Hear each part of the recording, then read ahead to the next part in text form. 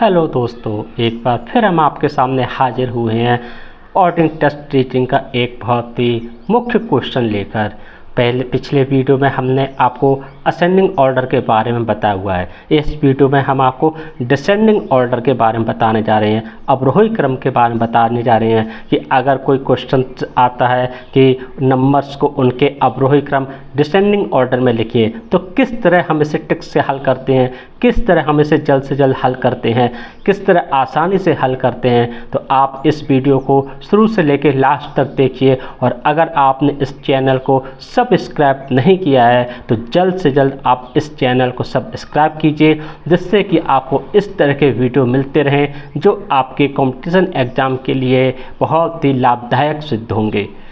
ये अब आइए वीडियो को प्रारंभ करते हैं। सबसे पहले आप टॉपिक है ऑर्डरिंग टेस्ट रीजनिंग, जिसका क्वेश्चन है कि निम्नलिखित संख्याओं को उनके डिसेंडिंग ऑर्डर अवरोही क्रम में लिखिए। संख्याएं दी हुई हैं आपके 46, 29, 8, 54, 66, 33 और 15। अब इन नंबर्स को हमें इनके डिसेंडिंग ऑर्डर में लिखना है। अब सबसे पहले आप ये जान लीजिए कि डिसेंडिंग ऑर्डर क्या होता है। तो जो डिसेंडिंग ऑर्डर आपका होता है वो आपका डिसेंडिंग ऑर्डर के बारे में सबसे पहले हम लोग जानेंगे कि डिसेंडिंग ऑर्डर आखिर होता क्या है आपका। क्या डिसेंडिंग ऑर्डर का मतलब होता है डिक्रीज, यानी हमें उसके घटते हुए क्रम में लिखना है। असेंडिंग ऑर्डर डिसेंडिंग ऑर्डर में यही डिफरेंस है कि असेंडिंग ऑर्डर में बढ़ते हुए क्रम में लिखना है और डिसेंडिंग ऑर्डर में उनके घटते हुए क्रम में लिखना है। यानी संख्या हो या पार्ट्स हो उनके डिक्रीज होती जाएंगी। यानी हमें अगर हम बात करें डिसेंडिंग ऑर्डर का तो ये है आपका घटता हुआ क्रम।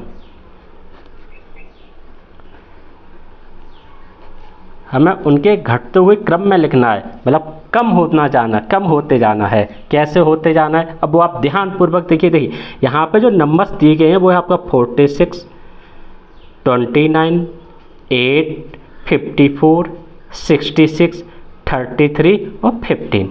अब इसमें सबसे ज़्यादा नंबर कौन है वो हम सबसे पहले लिखेंगे। तो सबसे ज़्यादा अगर हम बात करें इनमें से अगर आप देखेंगे तो 54 हो नहीं सकता, 33 हो नहीं सकता, 46 हो नहीं सकता, यानी अगर हो सकता ये है आपका 66 नंबर जो सबसे ज़्यादा है। तो सबसे पहले हम लिखते हैं 66 नंबर। अब इस 66 से कम कौन है अगर हम बात करें तो आपका 46 है, 29 है, 8 है, 54 है, 33 है, 15 है। यानी अगर हम बात करें इससे ज़्यादा जो है वो है आपका 54। अब 54 से ज़्यादा 54 से कम कौन है। अब 54 से अगर हम बात करें तो ये दो आपकी जो हैं वो हो गई। अब इनमें से कौन कम है 46, 29, 8, 33, 15। इनमें से अगर हम देखें तो 54 से जो कम है वो है आपका 46। अब 46 से कम कौन है, यानी हमने 46 भी ले लिया। अब 29, 8, 33 और 15 इनमें से कौन है वो आपका आएगा 33 नंबर, यानी 33 नंबर आएगा। अब हमारे पास संख्याएं नंबर से बचते हैं वो है आपका 29, 8 और 15। यानी अगर हम बात करें 33 से कम कौन है आपका आएगा 29 नंबर आएगा। अब 29 के बाद आपका हो गया 29। अब 8 और 15 में 29 से कम कौन आएगा 15 आएगा और सबसे कम जो आएगा आपका वो आपका आएगा 8। ये है आपका 8 जो सबसे कम आएगा आपका।